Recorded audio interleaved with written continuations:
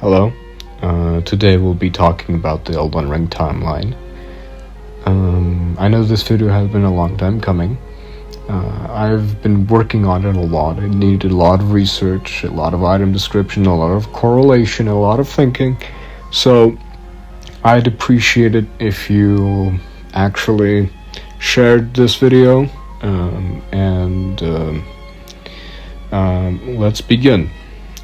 Firstly, we need to go to the beginning of the timeline, and from what I found out, the timeline begins with the arrival of the Elden Beast and the Elden Ring.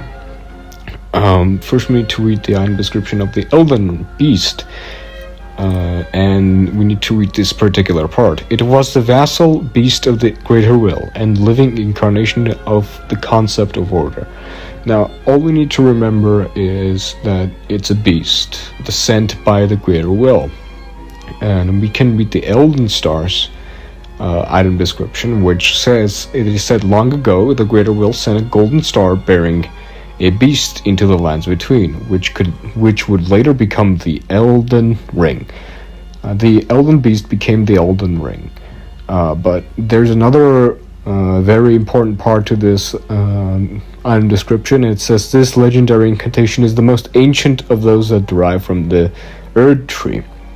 Why is this important? Because some people think the Elden Beast came after the Crucible, but from what we'll read in the next item description, that is debunked. Here it says this is one of the Erd tree incantations, and it says it's from the Erd tree. And the last item description we read actually details and says that it is the oldest that comes from the Erd tree. Now, why is this important? These incantation aspects of the Crucible would come during the time of the Crucible. And if this is more ancient than that, that means the Elden Ring and the Elden Beast actually predate the Crucible, and thus are the source of it, because they relate to it. We can also read here that the Crucible is actually the primordial form of the Erd tree. So we have cleared this up and made this more understandable. The Erd tree is the primordial. The Erd tree and the Crucible are basically the same. It's just the Crucible is the primordial form of the Erd tree. So we've pinpointed the first point in the timeline, and it is the arrival of the Elden Beast and the establishment of the Crucible and the Elden Ring, and thusly of all life. Now, we need to actually talk about what the first life that emerged was, and for that we need to look at this talisman, read a small part of the item description, and then we will very easily guess what the first life form which came from the Crucible was. A vestige of the primordial Crucible of life. So it's a vestige of the primordial Crucible, but it is a signifier of divine in ancient times. This is a very important part of this whole theory. It also says it with the feathers, a divine signifier of ancient life. And I think the first life forms that actually emerged from the Erd tree were the ancient dragons. And I'll tell you why. Firstly, they were worshipped in the past, as I will actually refer to in future parts of this video. They embody every single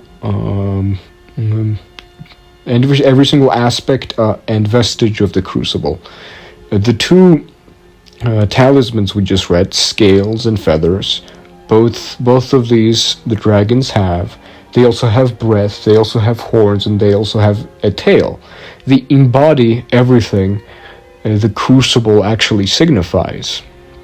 So we just need to establish the first life that actually came from the Crucible were the ancient dragons.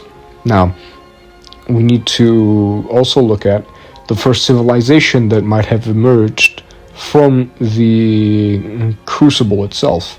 And for that, we need to read Cinquedia.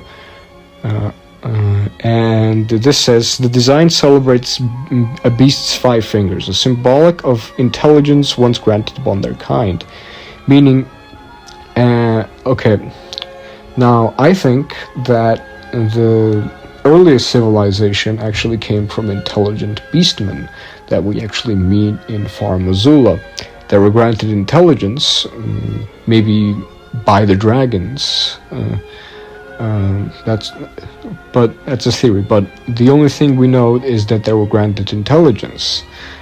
We also see here that long before the Erd Tree, beastmen who gained intelligence used stones as their first weapons. We also read here, having gained intelligence, the beasts must have felt how their wildness slipped away as the civilization took hold, meaning they established a civilization. Now, this civilization is most likely the civilization of Far Missoula. We see dragon worship here, and I think I know why they worship the dragons. They worship the dragons because the dragons must have granted them intelligence. And also they were immortal, and they were among the first and the most powerful creatures to come out of the Crucible.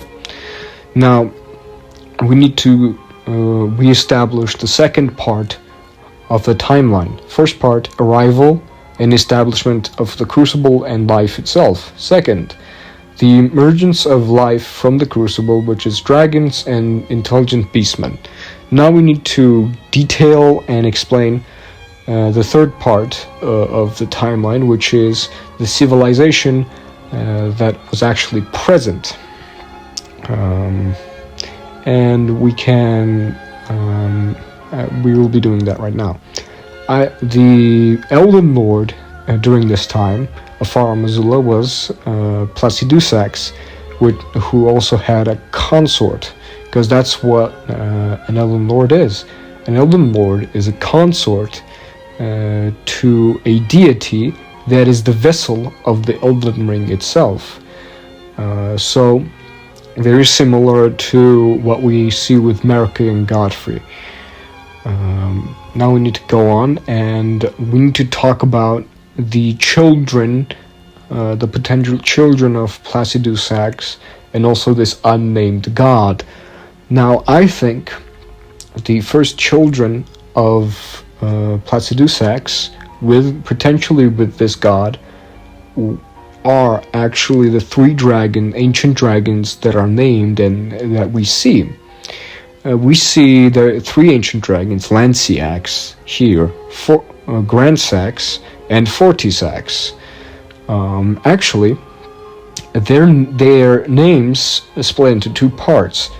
Their name and Sax, which is presumably Placidusax's surname, or how surnames work here. Placi itself means docile or gentle. Forti means strong. Gran means big or colossal. And Lanci means spear-like, or an inclination towards spears in Latin. So we can see that this may have been their names, and Sax is actually their surname. I have more evidence for this, as we can actually see that the priestess of the dragon called Lanciax actually had a human form. We don't see any other dragons exhibiting this trait, and I think it's part due to Placidusax potentially having a humanoid wife, or a humanoid vessel of the Elden Ring, and I think there's a lot of evidence for this. Here we can read that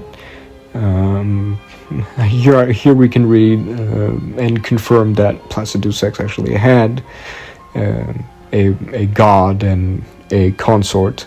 But here we can see in Faramuzula architecture human beings, and these statues show that not only beastmen were present, but potentially Numen or other humanoid species. Here we can also see a depiction of beasts and a human,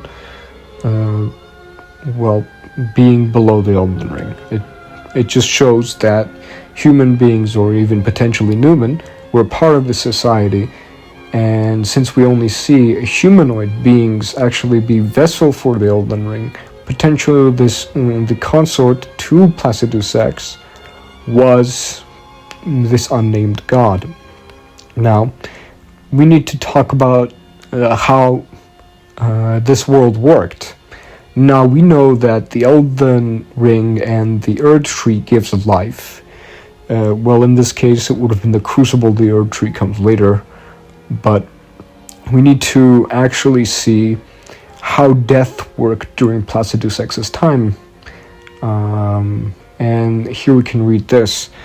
The Golden Order was created by confining death and death. Thus this new order will be with death restored.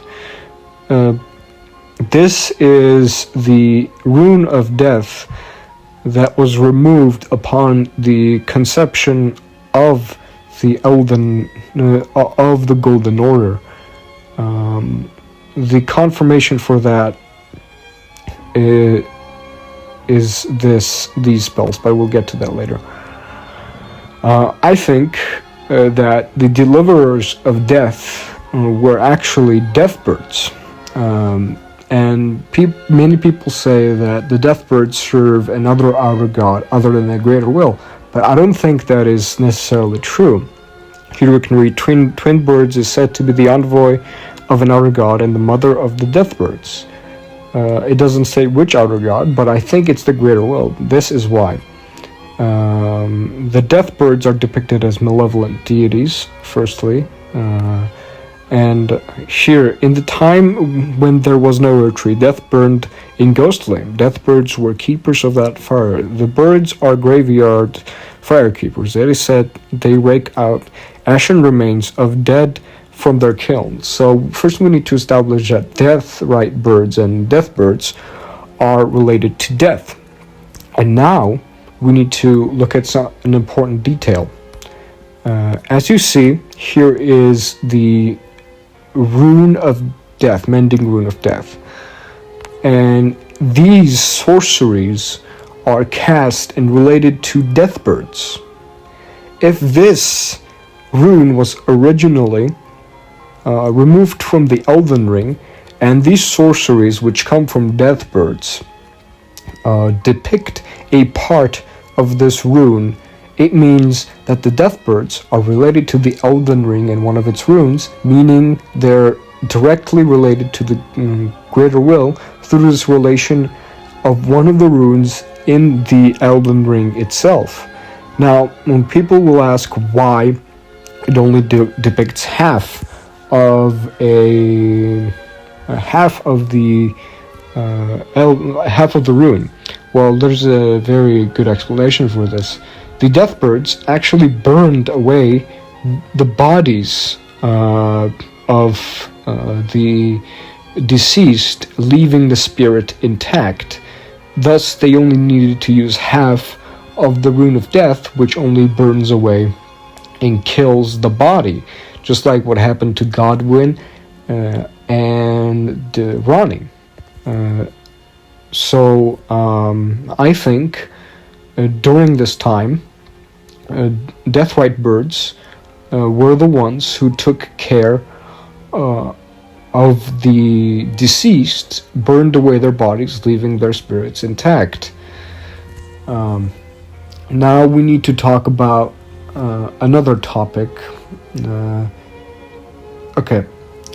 Before we get ahead of ourselves, we need to go over the points in the timeline and the world building we established. First thing we established in the first part in this timeline is the arrival of the Elden Ring, establishment of the Crucible, establishment of life. Second, emergence of life and the creation of the first civilization. Third point that we discussed is we detailed the lord of this civilization, and we also detailed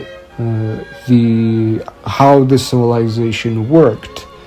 The dragons were worshipped, death was administered by the death birds, and the twin birds, who was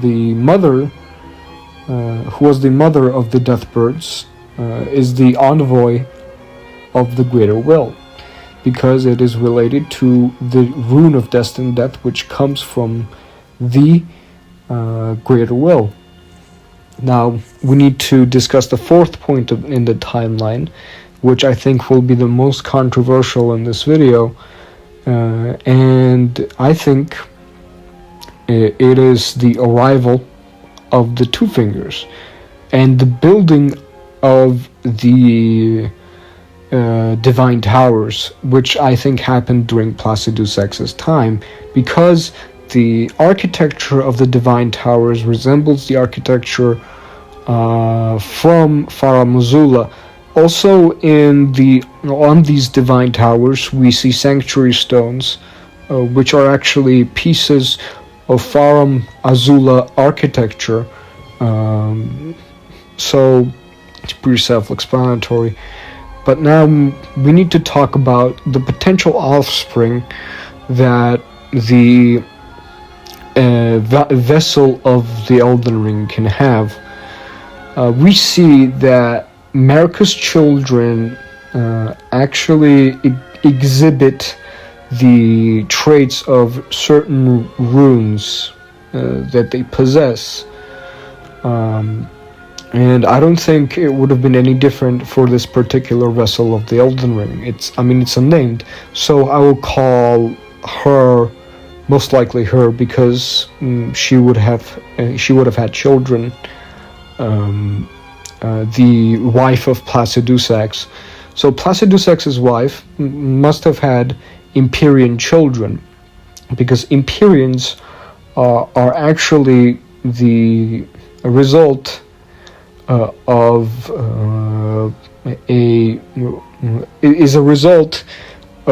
a demigod coming from a single god. For example, we see that because Melania comes from a single god, and because Mikola comes from a single god, they're deemed Empyreans.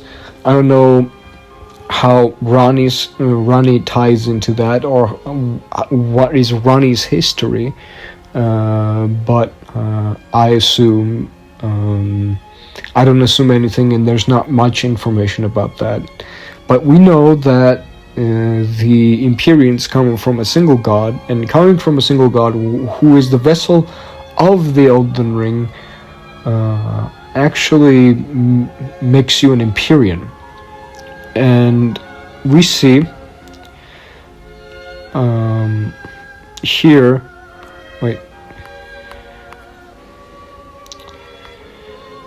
we see here that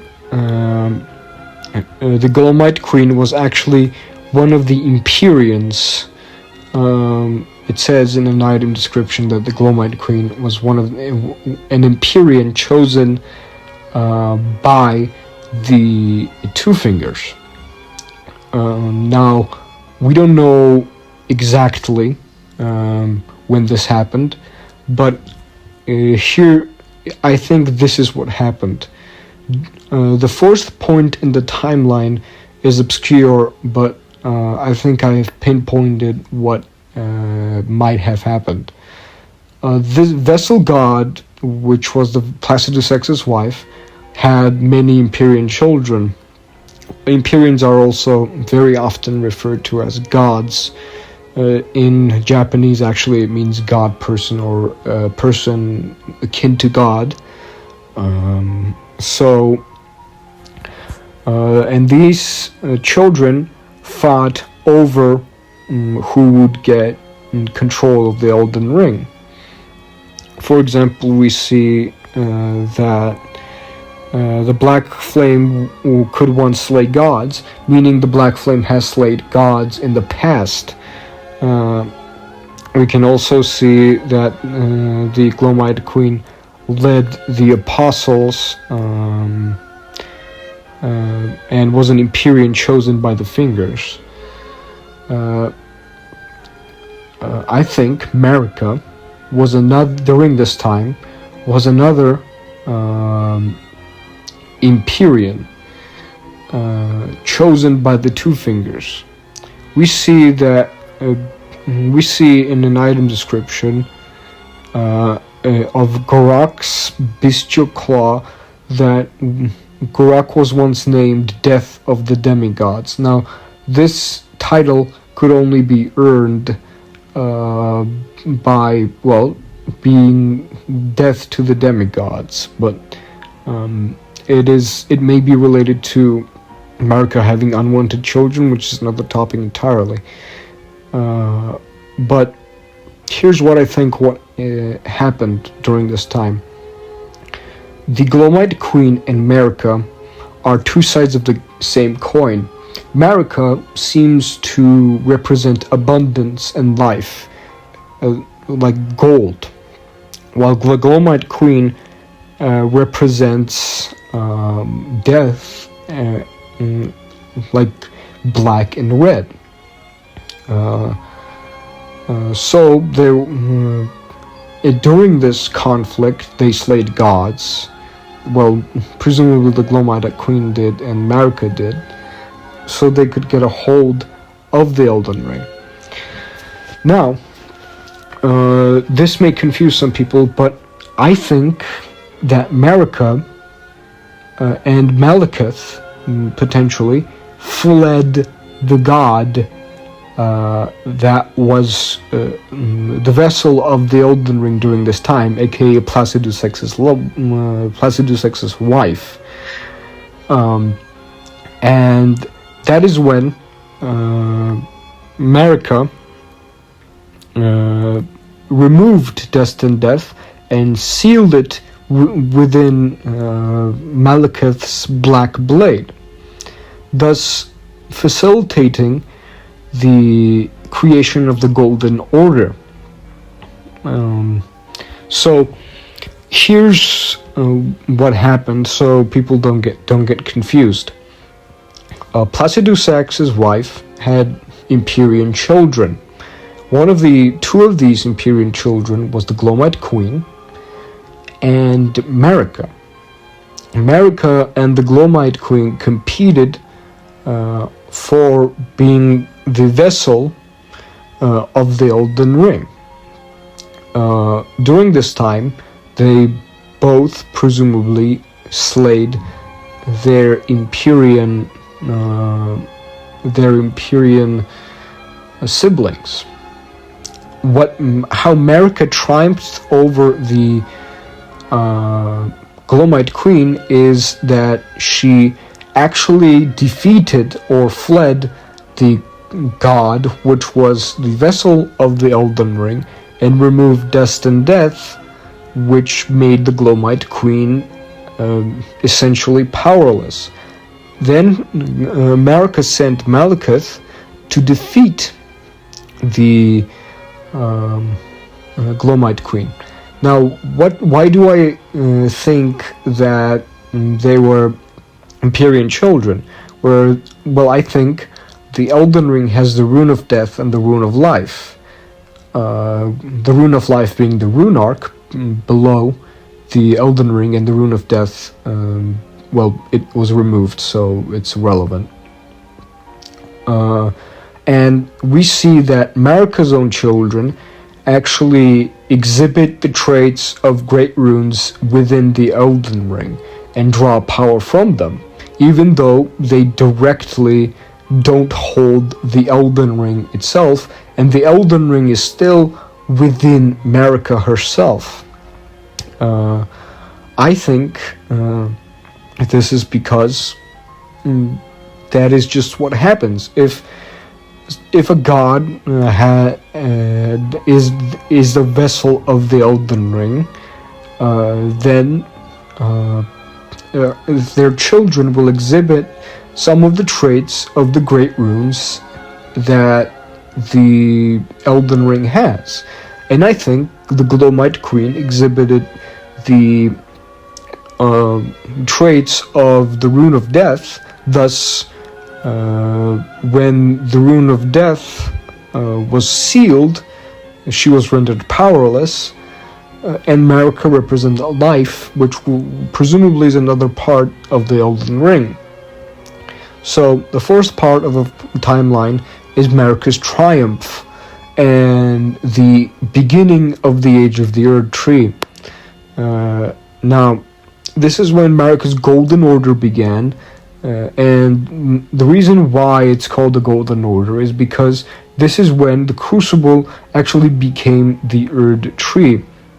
The fourth part of the timeline is,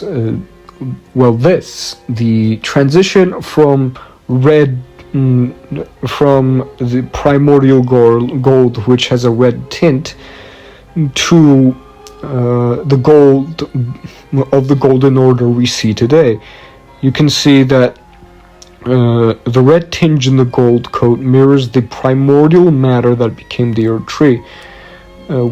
We can see this transition here. The Crucible became the Erd Tree after